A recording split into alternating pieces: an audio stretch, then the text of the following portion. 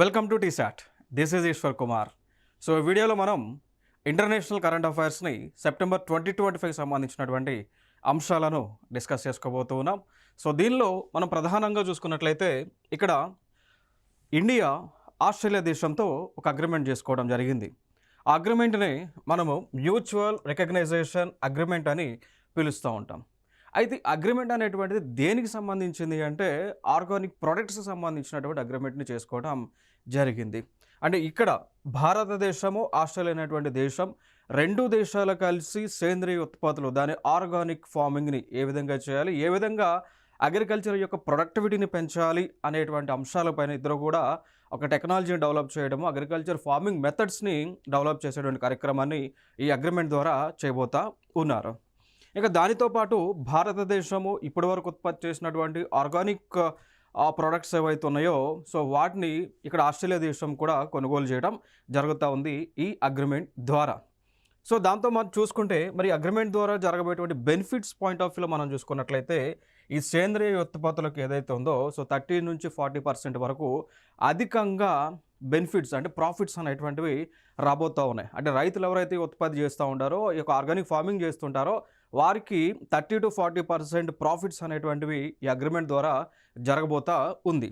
So అయితే ఇటీవల అంటే ఇక్కడ మనకి 2024-2025 మధ్య ఉన్నటువంటి ఆర్థిక సంవత్సరం ఏదైతే ఉందో ఈ కాలానికి దాదాపు భారతదేశము 8.96 మిలియన్ల మేర డాలర్స్ మేర ఈ ఉత్పత్తులను ఎగుమతి చేయడం జరిగింది ఆస్ట్రేలియా దేశానికి.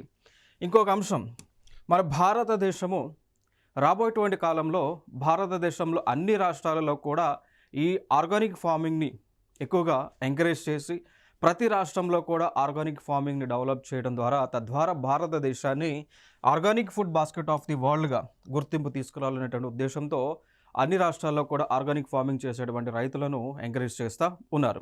సో ఫైనల్గా భారతదేశం మనం చూస్తూ ఉన్నాం. సో భారతదేశం అనేటువంటిది మెడికల్ హబ్గాను కనిపిస్తూ ఉంది, ఫార్మసీ ఆఫ్ ది వరల్డ్గాను కనిపిస్తూ ఉంది. దాని తర్వాత మనం చూసుకుంటే చిరుధాన్యాలు అని అంటాం, మిల్లెట్స్ ఆఫ్ ది వరల్డ్ హబ్గా భారతదేశం కనిపిస్తూ ఉంది. ఇక మీదట ఈ organic food basket of the వరల్డ్గా కూడా భారతదేశాన్ని పిలవబోతూ ఉన్నారు. కారణం ఏంటి అంటే భారతదేశము ఈ అగ్రిమెంట్స్ ద్వారా అనేక ఆర్గానిక్ ఫార్మింగ్ ఉత్పత్తులను చేయబోతూ ఉన్నారు. ఇంక ఇటీవల మనం చూసుకున్నట్లయితే కొంత ఫ్యాక్ట్స్ మనం మాట్లాడుకోవాల్సి వస్తే భారతదేశంలోనే మొట్టమొదటి రాష్ట్రంగా సిక్కిం వార్తల్లో నిలిచింది. కారణం ఏంటి అంటే 100% ఆ రాష్ట్రంలో ఆర్గానిక్ ఫార్మింగ్ని అక్కడ ఉన్నటువంటి రైతులు చేస్తూ ఉన్నారు. సో 2016లోనే సిక్కిం రాష్ట్రాన్ని 100% ఆర్గానిక్ ఫార్మింగ్ స్టేట్గా పిలవడం జరిగింది, గుర్తింపు తెచ్చుకోవడం జరిగింది. మరి కేంద్రపాలిత ప్రాంతాల్లో మనం చూసుకున్నట్లయితే లక్షద్వీప్ ఏదైతే కేంద్రపాలిత ప్రాంతంగా ఉందో సో ఈ ప్రాంతంలో చేసేటువంటి వ్యవసాయం అంతా కూడా ఆర్గానిక్ ఫార్మింగ్ చేస్తూ ఉన్నారు. సో అయితే 2020 ఈ సంవత్సరంలో 100% ఆర్గానిక్ ఫార్మింగ్ని ఈ యొక్క లక్షద్వీప్ కేంద్రపాలిత ప్రాంతంలో రైతులు చేయడం జరిగింది. సో ఇదొక ఇంపార్టెంట్ ఫ్యాక్ట్స్. దానితో పాటు ఈ ఆర్గానిక్ ఫార్మింగ్ ఏదైతే ఉందో సో దీనికి సంబంధించి కొన్ని అంశాలు ఇటీవల బడ్జెట్లో పొందుపరచడం జరిగింది. అదే జీరో బడ్జెట్ న్యాచురల్ ఫార్మింగ్ అని మనం పిలుస్తూ ఉంటామండి. సో ZBNF అంటాం, అంటే జీరో బడ్జెట్ న్యాచురల్ ఫార్మింగ్ అనేటువంటి కాన్సెప్ట్ ఇటీవల బడ్జెట్లో పెట్టడం జరిగింది. అంటే అతి తక్కువ బడ్జెట్తో వ్యవసాయ ఉత్పత్తులను చేయటం, దానికి సంబంధించి ఎటువంటి ఫెర్టిలైజర్స్ ఎటువంటి కృత్రిమ ఎరువులను ఉపయోగించకుండా వ్యవసాయాన్ని సేద్యాన్ని చేసేటువంటి కాన్సెప్టే zero budget natural farming. So దానిలో ఒక 4 పిల్లర్స్ అనేటువంటివి చెప్పడం జరిగింది. ఒకటి బీజామృతం అంటాం, 2 జీవామృతం అని, 3 మల్చింగ్ అని, 4 వపస్స అనేటువంటి 4 పిల్లర్స్ ఈ జీరో బడ్జెట్ న్యాచురల్ ఫార్మింగ్లో ఉండటం జరిగింది. మరి అయితే మొదటిది బీజామృత్ అంటే దీన్ని ఎట్లా చేస్తారు అంటే ఇక్కడ ఏదైతే వ్యవసాయంలో ఉండేటువంటి వేసేటువంటి విత్తనాలు ఉన్నాయో ఆ విత్తనాలని కౌ డంగ్ అంటే ఈ యొక్క పశువుల యొక్క డంగ్ కానీ పశువుల యొక్క యూరిన్తో వాటిని మిక్స్ చేయడం జరుగుతుంది. తద్వారా ఏమంటే వాటిలో ఉండేటువంటి ఒక ఏదైతే నాన్ ఫెర్టిలిటీ నేచర్ ఉందో అదంతా కూడా పోయి ఆ సీడ్స్ అని కూడా ఫెర్టిలిటీ రేట్ని ఎక్కువగా పెంచుకోవడం జరుగుతుంది. దాంతోపాటు ఆ సీడ్స్ పైన విత్తనాలకు ఎటువంటి పెస్టిసైడ్స్ అన్నీ కూడా అటాక్ జరగకుండా జరుగుతుంది అనేటువంటి ఉద్దేశం. ఇంకొక పిల్లర్ వచ్చేసి జీవామృతం అని అంటాం. సో దీనిలో ఏం చేస్తారు అంటే ఈ జీవామృతం అనేటువంటిది ఎట్లా చేస్తారు అంటే ఈ పంట పొలాల పైన ఈ యొక్క పేడ గానీ, లేకపోతే కౌ యూరిన్‌ని జల్లుతా ఉంటారు. దాన్ని జీవామృతం అంటాం. ఇంకొక థర్డ్ పిల్లర్ వచ్చేసి మల్చింగ్ అని అంటాం. సో, మల్చింగ్ అంటే వ్యవసాయం చేసేటువంటి పంట పొలాలు ఏవైతే ఉన్నాయో, ఆ పంట పొలాల పైన పంటబడినటువంటి ఏదైతే మనకి ఈ చెట్లు గానీ, మొక్కలు గానీ కట్ చేసినవి ఉంటాయో, అవన్నీ కూడా పంట పొలాల పైన పరుస్తూ ఉంటారు. దాని యొక్క రీజన్ ఏంటి అంటే, ఎప్పుడైతే సాయిల్‌ని మనం అట్మాస్ఫియర్‌కి ఎక్స్‌పోజర్ అవ్వకుండా కొంతకాలం ఉంచితే దానివల్ల ఈ సాయిల్‌లో ఫెర్టిలిటీ అనేటువంటిది పెరుగుతుందనేటువంటి ఉద్దేశ్యంతో అనమాట. సో, మల్చింగ్ అనేటువంటి ప్రాసెస్ ఏంటి అంటే, ఇక్కడ పంట పొలాన్ని పైన ఒక ప్లాస్టిక్ పేపర్స్‌తోనో, లేదంటే ఈ సాయిల్ అనేటువంటిది అట్మాస్ఫియర్ ఎక్స్‌పోజర్ అవ్వకుండా ఉంచితే తద్వారా అక్కడ micro bacterials, micro organism, micro climates అనేటువంటివి ఉత్పత్తి అయ్యి తద్వారా సాయిల్ యొక్క ఫెర్టిలిటీ అనేటువంటిది పెరిగి తద్వారా దిగుబడి, పంట యొక్క దిగుబడి అనేటువంటిది పెరుగుతుందనేటువంటి ఉద్దేశం. ఇక నాలుగవది మనం చూసుకుంటే వాపస్స అని అంటాం. సో, వాపస్స అంటే పొలాన్ని మంచిగా దుక్కు దున్నితే ఆ ప్రాసెస్‌ని వాపస్స అంటాం. సో, ఇవన్నీ కూడా 4 pillars of zero budget natural farming. So, ఈ zero budget natural farming is related to organic farming అండి. ఓకే. సో, ఇది మనకి న్యూస్‌లో ఉన్నటువంటి అంశం. ఇంకొక అంశం, యునైటెడ్ అరబ్ ఎమిరేట్స్ అనేటువంటి దేశంలో దుబాయ్ నగరంలో దాదాపు 15 కిలోమీటర్ల కారిడార్‌ని ఆ దేశము నిర్మించబోతా ఉంది. మరి ఎందుకు, దాని యొక్క ఉద్దేశ్యం ఏంటి అంటే, డ్రైవర్ రహిత రవాణా కోసం తీసుకురాబోతా ఉన్నారు. సో, దానిని 2026 కల్లా కంప్లీట్ చేసేటువంటి ఆలోచనల్లో యునైటెడ్ అరబ్ ఎమిరేట్స్ వారు ఉండటం జరిగింది. మరి డ్రైవర్లెస్ అంటే డ్రైవర్ రహిత రవాణా ఏదైతే 15 కిలోమీటర్స్ కారిడార్ నిర్మించబోతా ఉన్నారో దాని వలన కలిగేటువంటి ఉపయోగాలు ఏంటి అంటే, ఆ కారిడార్లో డ్రైవర్ లేకుండా మెట్రో సేవలను అందుబాటులోకి తీసుకురావచ్చు. అంటే డ్రైవర్లెస్ వెహికల్స్ అనమాట. దాంతోపాటు రోబో ట్యాక్సీస్. సో, ట్యాక్సీలైనా కానీ, బస్సెస్ అయినా కానీ రోబోట్సే డ్రైవ్ చేస్తూ ఉంటాయి. సో, ఎక్కడ కూడా ఫిజికల్‌గా అంటే హ్యూమన్ పవర్ లేకుండా ఎలక్ట్రిక్ పవర్‌గా అంటే రోబోట్స్‌తోనో, ఆర్టిఫిషియల్ ఇంటెలిజెన్స్ ఉపయోగించో, లేదా మెషిన్ లెర్నింగ్‌ని ఉపయోగించో ఈ వెహికల్స్‌ని రన్ చేయబోతా ఉన్నారు. దాంతోపాటు అటానమస్ షటిల్స్ కానీ, లాజిస్టిక్స్ వెహికల్స్ కానీ, సో, ఇవన్నీ కూడా ఆటోమేటిక్గా హ్యూమన్ యొక్క నీడ్ లేకుండా రన్ చేసేటువంటి ఆలోచనతో ఉన్నారు. దాంతోపాటు డెలివరీ రోబోట్స్ కానీ, రోడ్ స్వీపింగ్ బోట్స్ అండి. ఓకే. సో, డెలివరీ ఇప్పుడు ఫర్ ఎగ్జాంపుల్ అమెజాన్, ఫ్లిప్కార్ట్ నుంచి వచ్చేటువంటి వస్తువులు ఏవైతే ఉన్నాయో అవి మనుషులు మన ఇంటికి తీసుకొస్తా ఉన్నారు, డెలివరీ చేస్తూ ఉన్నారు. ఇక మీదట ఈ కారిడార్‌లో అక్కడ ఉన్నటువంటి డ్రోన్స్ కానీ, రోబోట్స్ కానీ అవి మాత్రమే నేరుగా డెలివరీ చేస్తూ ఉంటాయి. సో, దాంతోపాటు రోడ్లను ఊడ్చేటువంటివి రోబోట్స్‌ని కూడా ఉపయోగించబోతా ఉన్నారు ఈ కారిడార్‌లో. ఇంకా next self driving marine water taxis అండి.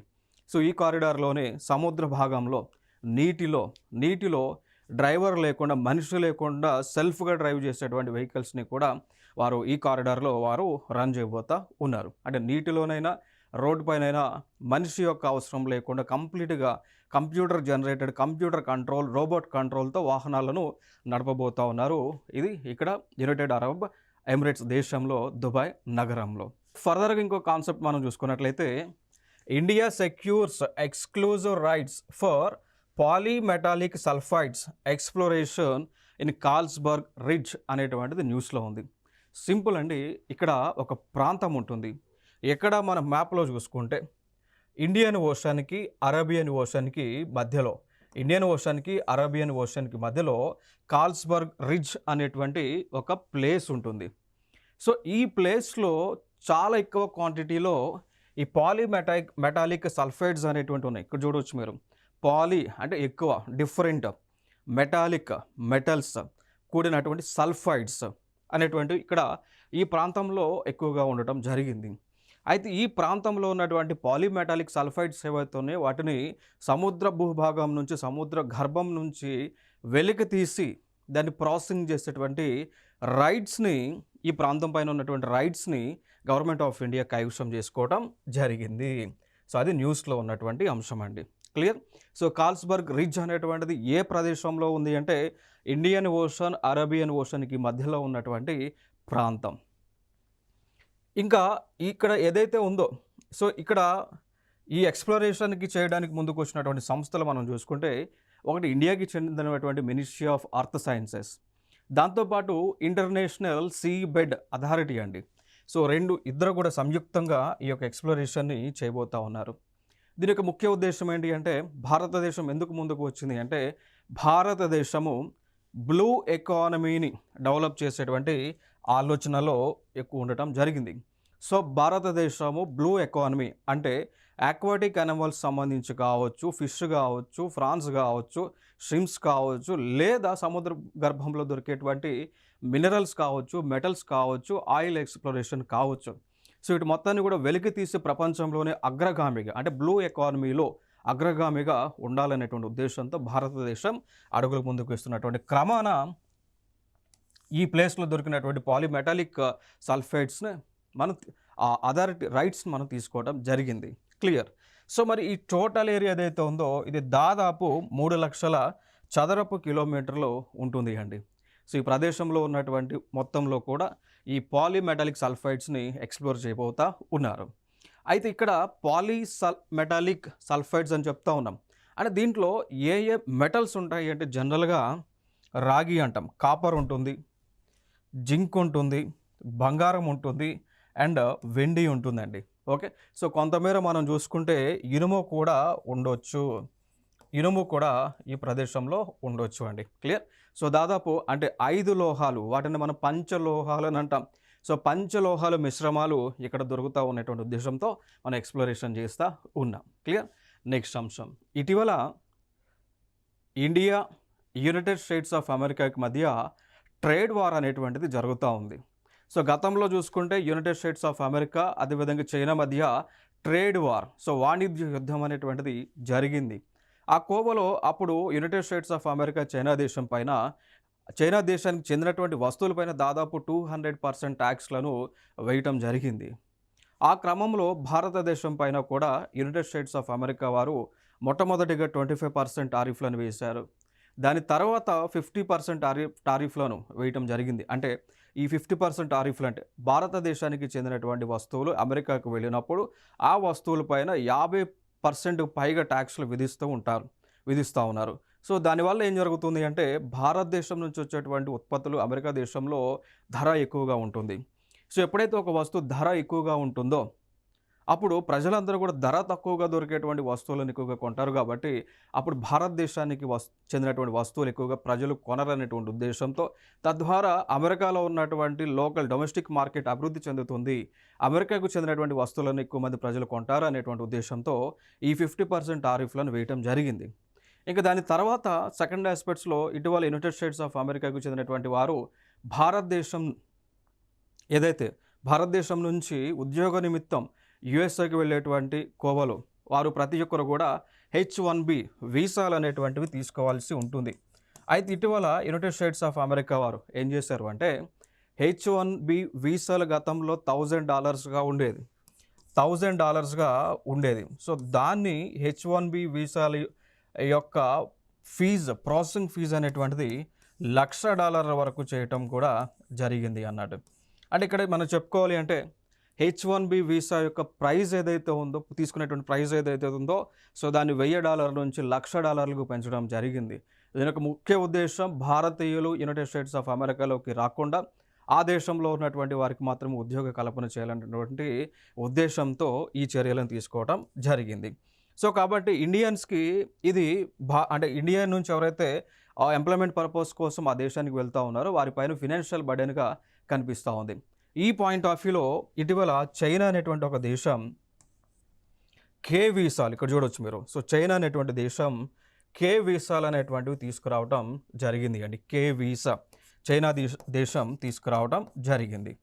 సో చైనా ప్రభుత్వం ఏం చెప్తా ఉంది అంటే ఎవరైతే యునైటెడ్ స్టేట్స్ ఆఫ్ అమెరికాకు వెళ్ళాలనుకుంటున్నారో ఈ సిచ్యువేషన్లో అంటే $1,00,000 ఫీజు ఉన్నటువంటి పరిస్థితులలో ఆ దేశానికి వెళ్ళనేటువంటి వాళ్ళు చైనాకి రావచ్చు. సో వెంటనే మేము విదేశాల నుంచి వచ్చేటువంటి ఎంప్లాయీస్కు కే వీసాని వెంటనే ఇస్తాము, ప్రాసెసింగ్ ఫీజు చాలా తక్కువగా ఉంటుంది, ఎక్కువ సార్లు చైనా దేశానికి వెళ్ళొచ్చు మళ్ళీ తిరిగి రావచ్చు అనేటువంటి వెసులుబాటును ఈ కే వీసా ద్వారా కల్పించడం జరుగుతూ ఉంది అండి. సో దాంతోపాటు ఇంకొక అంశాన్ని వారు చెప్పడం జరిగింది. చైనా దేశం ఎవరైతే చైనా దేశానికి ఉద్యోగం కోసం వస్తూ ఉన్నారో వారికి ముందుగానే ఆ దేశంలో ఉద్యోగం పొందినట్టు ధ్రువపత్రాన్ని సమర్పించాల్సినటువంటి అవసరం లేదు అనేటువంటి అంశాన్ని కూడా కే వీసా సంబంధించి వారు స్పష్టం చేయడం జరిగింది. క్లియర్. సో ఇది అట్లా న్యూస్లో ఉంది. అండ్ ఎగ్జామ్ పాయింట్ ఆఫ్ వ్యూలో ఎటువంటి క్వశ్చన్స్ మనం ఎక్స్పెక్ట్ చేయొచ్చు అంటే, ఇటీవల వార్తల్లో నిలిచినటువంటి కే వీసాని ఏ దేశము మంజూరు చేస్తూ ఉంది? ఆన్సర్ వచ్చేసి చైనా అనేటువంటి దేశం. H1B వీసాలను మంజూరు చేసేటువంటి దేశం యునైటెడ్ స్టేట్స్ ఆఫ్ అమెరికా. ఇంకొక అంశం మనకి న్యూస్లో ఉంది. ఆ అంశమే ఇక్కడ like biodiversity beyond national jurisdiction agreement అనేటువంటిది న్యూస్లో ఉంది అండి. క్లియర్ కదా. సో దాన్నే మనం అంటాము BBNJ అనేటువంటి ఒక అగ్రిమెంట్ని మనం చెప్తూ ఉంటాం. అయితే ఈ అగ్రిమెంట్ ఎందుకు న్యూస్లో ఉంది, ఎవరి మధ్య ఈ అగ్రిమెంట్స్ అనేటువంటివి జరిగింది అనేటువంటి అంశంలోకి మనం ఒకసారి డిస్కషన్ చేద్దామండి. ఓకే. సో ఇక్కడ యునైటెడ్ నేషన్స్ సో ఐక్యరాజ్య సమితి ఏదైతే ఉందో సో వారు ఈ BBNJ అనేటువంటి అగ్రిమెంట్ని తీసుకురావడం జరిగింది. ఈ అగ్రిమెంట్లో ఇప్పటి వరకు దాదాపు మనం చూసుకుంటే 69 పార్టీస్ సిగ్నేచర్స్ చేయడం జరిగింది. దాదాపు 169 కంట్రీస్, దాదాపుగా 69 పార్టీస్, దానిలో 169 కంట్రీస్ దేశాలు ఉండటం జరిగింది. సో వీళ్ళు అగ్రిమెంట్స్ అనేటువంటివి చేయటం, అగ్రిమెంట్ పైన సంతకాలు అనేటువంటివి పెట్టడం జరిగింది. సో ఈ అగ్రిమెంట్ యొక్క ముఖ్య ఉద్దేశం ఏంటి అంటే, ఏ అయితే వనరులు, సో దాన్ని న్యాచురల్ రిసోర్సెస్ అంటాం, లేదా అక్వాటిక్ యానిమల్స్ అంటాం, లేదా ఈ బ్లూ ఎకానమీకి సంబంధించినటువంటివి ఏవైతే 200 నాటికల్ మైల్స్కి అటుపక్క ఉంటాయో వాటిని ప్రొటెక్ట్ చేసేటువంటి బాధ్యత ఈ అగ్రిమెంట్లో సిగ్నేచర్ చేసినటువంటి దేశాలపైన ఉంటుంది అనేటువంటి ఉద్దేశం. యాజ్ సింపుల్ as చెప్పాలి అంటే, సో BBNJ యొక్క అగ్రిమెంట్, దీన్నే హై సీస్ ట్రీటీ అని కూడా పిలుస్తూ ఉంటాం. సో దీని యొక్క ముఖ్య ఉద్దేశం ఏంటి అంటే, it aims to protect marine biodiversity in the high seas, the part of the ocean that do not belong to any country. As simple as simple. So BBNJ యొక్క అగ్రిమెంట్ యొక్క ముఖ్య ఉద్దేశం ఏంటి అంటే, ఏ ప్రదేశాలు అంటే దేశాల కంట్రోల్లో లేనటువంటి ప్రదేశాల యొక్క బాధ్యత ఈ BBNJ అగ్రిమెంట్లో సిగ్నేచర్ చేసినటువంటి దేశాలపైన ఉంటుంది అనేటువంటి ఉద్దేశం. సో ఆ ప్రదేశాలలో ఉన్నటువంటి ఆ ఖనిజ సంపద కానీ, మరైన్ యానిమల్స్ని కానీ, అక్వాటిక్ యానిమల్స్ని కానీ ప్రొటెక్ట్ చేసేటువంటి బాధ్యత అగ్రిమెంట్లో సిగ్నేచర్ చేసినటువంటి దేశాలపైన ఉంటుంది. ఇంకొక ఆస్పెక్ట్స్లో మరి BBNJ అగ్రిమెంట్ ఏదైతే ఉందో సో దానిలో భారతదేశం మెంబర్గా ఉందా, సిగ్నేటరీగా ఉందా అంటే ఉంది అండి. So India is also signatory to BBNJ agreement. Clear. So ఇదొక అంశంగా మనం గుర్తుపెట్టుకోవచ్చు. ఇంకొక అంశం, ఫర్ ఎగ్జాంపుల్ ఇది భారతదేశం అనుకుంటే, ఇక్కడ నుంచి ఈ ప్రదేశం వరకు అంటే ఇక్కడ నుంచి దాదాపు 200 నాటికల్ మైల్స్ వరకు మాత్రమే భారతదేశం యొక్క కంట్రోల్లో ఉంటుంది. ఆ 200 నాటికల్ మైల్స్నే మనం ఏమంటామంటే exclusive economic zone. So EEZ exclusive economic zone అని చెప్తూ ఉంటాం. అంటే ఒక దేశం యొక్క భూభాగం నుంచి సముద్ర భాగం లోపలికి 200 నాటికల్ మైల్స్ వరకు ఆ దేశ పరిధిలోనే ఉంటుంది పూర్తి కంట్రోల్ అంతా కూడా. ఆ ప్రదేశంలో మినరల్స్ ఉన్నా, మైన్స్ ఉన్నా, అక్వాటిక్ యానిమల్స్ ఉన్నా, మెరైన్ యానిమల్స్ ఉన్నా, వాటి యొక్క బాధ్యత, వాటి యొక్క హక్కు అంతా కూడా ఆ దేశం పైనే ఉంటుంది. బట్ 200 నాటికల్ మైల్స్ దాటి అటుపక్కకు వెళితే ఆ కంట్రోల్ ఎవరిపైన ఉంటుంది? ఆ control international see bed authority కంట్రోల్లో ఉంటుంది. దాని పాయింట్ ఆఫ్ వ్యూలోనే ఒక కన్వెన్షన్ కూడా ఉంది దాన్ని. సో UN క్లాజ్ అని అంటాం. United nations convention on law of the sea అని పిలుస్తూ ఉంటామండి. UN clause, United nations convention on law of the sea. వీరి యొక్క పరిధిలో, దీని గైడ్లైన్స్ ప్రకారం వీరి యొక్క పరిధిలో ఆ international see bed, international waters ఏవైతున్నాయో అవి కంట్రోల్లో ఉండటం జరుగుతుంది. క్లియర్. ఇదొక అంశం. ఇంకొక అంశం, so US senators introduce India Shrimp Tariff Act to protect Louisiana's shrimp and catfish industries against cheap import అండి. సింపుల్. ఇటీవల మనం చూసుకున్నాం, భారతదేశం పైన యునైటెడ్ స్టేట్స్ ఆఫ్ అమెరికా వాళ్ళు దాదాపు అన్ని ప్రొడక్ట్స్ పైన 50% టారిఫ్లను విధించారు. ఆ కోవలోనే భారతదేశానికి చెందినటువంటి మత్స్య సంపద అంటే చేపలు కానీ, రొయ్యలు కానీ, క్రాబ్స్ కానీ ఏవైతే ఆ USAకి వెళ్తూ ఉన్నాయో వాటిపైన మళ్ళీ ఎక్కువ ట్యాక్స్లను విధించడం జరిగింది. దీని యొక్క ఉద్దేశం ఏంటి అంటే, ప్రధానంగా ఎందుకు ఒక దేశం ఒక ఎక్స్ అనేటువంటి కంట్రీ వై అనేటువంటి కంట్రీ పైన ఎక్కువగా ట్యాక్స్లను ఎందుకు వేస్తూ ఉన్నారు అంటే దానికి రీజన్స్ ఒకటి ఆ దేశంలో ఉన్నటువంటి డొమెస్టిక్ ఇండస్ట్రీలను కాపాడటానికి, స్వదేశంలో ఉన్నటువంటి డొమెస్టిక్ ఇండస్ట్రీస్లను కాపాడటానికి, విదేశాల నుంచి వచ్చేటువంటి ఎగుమతులు అంటే ఈ దేశానికి దిగుమతులు అంటే వై ఎగుమతి ఎక్స్లోకి వస్తే దాన్ని దిగుమతి అని అంటాం. అంటే అక్కడ ఎగుమతి ఇక్కడ దిగుమతి అంటే స్వదేశంలోకి వచ్చేటువంటి ఇంపోర్ట్స్ దిగుమతులను తగ్గించాలనేటువంటి ఉద్దేశం. సో దిగుమతులను విదేశాలకు చెందినటువంటి దిగుమతులు కనుక దేశంలోకి వచ్చి తగ్గిస్తే తద్వారా డొమెస్టిక్లో ఉన్నటువంటి స్వదేశంలో ఉన్నటువంటి ఇండస్ట్రీస్ గణనీయంగా పెరుగుతుంది, వాటి యొక్క ప్రొడక్టివిటీ లెవెల్స్ పెరుగుతాయి. ఒకవేళ డొమెస్టిక్ అంటే ఆ స్వదేశంలో ఉన్నటువంటి ఇండస్ట్రీస్ యొక్క ప్రొడక్షన్ అనేటువంటిది పెరగటం, ప్రజల దగ్గర నుంచి డిమాండ్ అనేటువంటిది క్రియేట్ అయితే, సో ఉత్పత్తి అనేటువంటిది పెరిగి తద్వారా ప్రజల దగ్గర నుంచి డిమాండ్ అనేటువంటిది క్రియేట్ అయితే, ఆ డిమాండ్ని మీట్ అవుతూ సప్లై కనుక చేస్తే క్రమేపీ ఆ దేశం యొక్క జీడిపి అనేటువంటిది గ్రాస్ డొమెస్టిక్ ప్రొడక్ట్, దాన్ని దేశస్థుల ఆదాయం అని అంటాం, అది గణనీయంగా పెరుగుతూ ఉంటుంది అండి. సో ఎప్పుడైతే జీడిపి అనేటువంటిది గణనీయంగా పెరుగుతూ ఉంటుందో it led to the increase of more employment, so ఉద్యోగ కల్పన ఎక్కువగా చేయడానికి పాసిబిలిటీ ఉంటుంది. సో ఎప్పుడైతే ఉద్యోగ కల్పన అనేటువంటిది చేస్తూ ఉంటామో తద్వారా ప్రజల యొక్క జీవన శైలి మారుతుంది, స్టాండర్డ్ ఆఫ్ లివింగ్ అనేటువంటిది మెరుగుపడుతుంది. సో ఎప్పుడైతే ప్రజల యొక్క స్టాండర్డ్ ఆఫ్ లివింగ్ అనేటువంటిది మెరుగుపడుతూ ఉందో తద్వారా ప్రజలలో లిటరసీ రేట్ అనేటువంటిది పెరుగుతుంది, ప్రజల యొక్క హెల్త్ అనేటువంటిది పెరుగుతుంది, దాని ద్వారా ప్రొడక్టివిటీ అనేటువంటిది పెరుగుతుంది. సో ప్రొడక్టివిటీ అనేటువంటిది పెరగడం ద్వారా ప్రజలలో పనిచేసేటువంటి శక్తి పెరగడం ద్వారా ఉత్పాదన అనేటువంటిది గణనీయంగా పెరిగి తద్వారా దేశమో ప్రాంతమో నగరమో రాష్ట్రమో డెవలప్ అవుతుంది.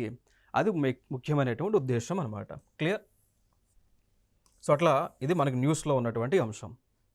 ఇంకొక అంశం మనం డిస్కస్ చేద్దాం. ఇటీవల అంటే మన భారతదేశంలో women's cricket world cup 2025 13th edition జరగబోతూ ఉంది. సో అది 30 సెప్టెంబర్ నుంచి 2 నవంబర్ 2025 మధ్య భారతదేశంలోనో అదేవిధంగా శ్రీలంకలోనో జరగబోతూ ఉంది. అంటే భారతదేశము ఉమెన్ క్రికెట్ వరల్డ్ కప్కి ఈ సంవత్సరము ఆతిథ్యం ఇవ్వబోతూ ఉంది శ్రీలంకతో కూడా కలిపి. క్లియర్? శ్రీలంక అండ్ ఇండియా ఆతిథ్యం ఇవ్వబోతూ ఉంది. మరి ఈ పాయింట్ ఆఫ్ వ్యూలో ఇక్కడ ఈ ఉమెన్స్ క్రికెట్ వరల్డ్ కప్కి సంబంధించి ఒక అఫీషియల్ సాంగ్ని రిలీజ్ చేశారు. ఆ సాంగ్ దాన్నే official anthem for ICC women's cricket world cup 2025 అని పిలుస్తాం. అదే బ్రింగ్ ఇట్ టు హోమ్ అనేటువంటి ఒక అఫీషియల్ ఆంథమ్ని రిలీజ్ చేశారు. మరి ఆంథమ్ని ఏదైతే మనం చెప్తా ఉన్నామో అఫీషియల్ ఆంథమ్ ఏదైతే ఉందో దీని యొక్క గాయని చూసుకున్నట్లయితే వీరి పేరు శ్రేయా ఘోషాల్ అండి. ఈ ఫోటోలో ఉన్నటువంటి వారు శ్రేయా ఘోషాల్. వీరు ఆ యొక్క సాంగ్ని రిలీజ్ చేయడం జరిగింది. అట్లా న్యూస్లో ఉన్నటువంటి అంశం. మరి competitive exam point of view ఎటువంటి క్వశ్చన్స్ మనం ఎక్స్పెక్ట్ చేయొచ్చు అంటే లైక్ కొన్ని సందర్భాల్లో స్టాటిక్ జీకే పాయింట్ ఆఫ్ వ్యూలోనైనా కరెంట్ అఫైర్స్ పాయింట్ ఆఫ్ వ్యూలోనైనా వెన్యూస్ అడుగుతూ ఉన్నారు. లైక్ ప్రపంచ కప్ 2025 సంవత్సరంలో అంతర్జాతీయ మహిళల క్రికెట్ ప్రపంచ కప్ ఎక్కడ జరిగింది అనేటువంటి క్వశ్చన్స్ ఎక్స్పెక్ట్ చేయవచ్చు. లైక్ ఇండియాలో జరిగింది, నెక్స్ట్ శ్రీలంకలో కూడా జరిగింది, దానికి సంబంధించి రిలీజ్ చేసినటువంటి ఆంథమ్ ఏంటి, సో బ్రింగ్ ఇట్ హోమ్ అనేటువంటి కాన్సెప్ట్ అనమాట. క్లియర్? సో ఇట్లాంటి అంశాలు న్యూస్లో ఉన్నాయి కాబట్టి అడుగుతూ ఉంటారు. నెక్స్ట్ ఇంకొక అంశం నివిడియా అనేటువంటి ఒక కంపెనీ అండి. సో వీళ్ళు సాఫ్ట్వేర్ను అంటే లైక్ చిప్లను, సో కంప్యూటర్స్లో ఉండేటువంటి చిప్స్ని మ్యానుఫ్యాక్చరింగ్ చేసేటువంటి వారు నివిడియా అనేటువంటి కంపెనీ, లేదా ఎన్విడియా అని పిలుస్తుంటాం. సో ఈ కంపెనీ ఓపెన్ ఏఐ అనేటువంటి ఒక కంపెనీలో దాదాపు $100 బిలియన్ మేర ఇన్వెస్ట్మెంట్ చేయబోతా ఉంది. సో అట్లా ఇది న్యూస్లో ఉన్నటువంటి అంశం. సింపుల్గా ఎన్విడియా అనేటువంటి కంపెనీ ఏ కంపెనీతో జతకట్టింది? ఓపెన్ ఏఐ అనేటువంటి ఒక కంపెనీతో జతకట్టింది. సో దీని ద్వారా జరగబోయేటువంటి పరిణామం డెవలప్మెంట్స్ ఏంటి అంటే ఈ ఎన్విడియా అనేటువంటిది చిప్స్ మేకింగ్ అంటే మనం చెప్పొచ్చు సెమీ కండక్టర్స్లను ఉత్పత్తి చేసేటువంటి కంపెనీ. వీళ్ళు ఓపెన్ ఏఐతో జత కట్టడం ద్వారా జరిగే బెనిఫిట్స్ ఏంటి అంటే ఆర్టిఫిషియల్ ఇంటెలిజెన్స్ని, దానితో పాటు చాట్ జీపీటీ లాంటి జీపీటీ ప్రోగ్రామ్స్ ఏవైతే ఉన్నాయో వాటిని ఇంకా డెవలప్ చేయగలుగుతూ ఉంటారు.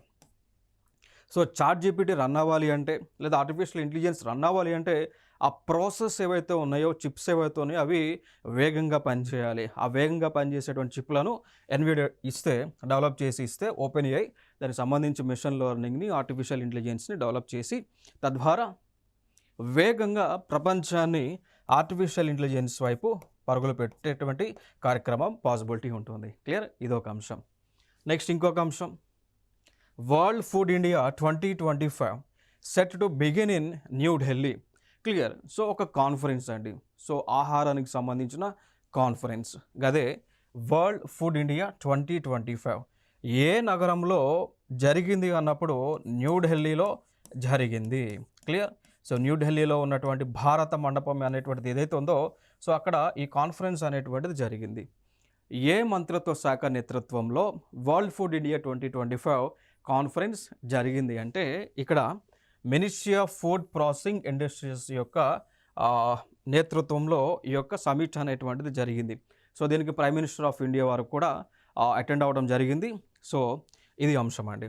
సో దాంతోపాటు ఈ యొక్క సమిట్కి న్యూజిలాండ్ నుంచి, సౌదీ అరేబియా దేశాల నుంచి ప్రతినిధులు హాజరవ్వడం జరిగింది. దాంతోపాటు Russia, UAE, Japan and Vietnam లాంటి దేశాల నుంచి ప్రతినిధులు హాజరయ్యి సో ప్రపంచంలో ఏ విధంగా ఆహార ఉత్పత్తులను ప్రొడక్ట్ చేయాలి, పాడవకుండా ఏ విధంగా ఉండాలి, ఏ విధంగా ఆహార ఉత్పత్తిని పెంచాలనేటువంటి ఉద్దేశం పైన ఈ యొక్క సమిట్ అనేటువంటిది జరగడం జరిగింది. క్లియర్?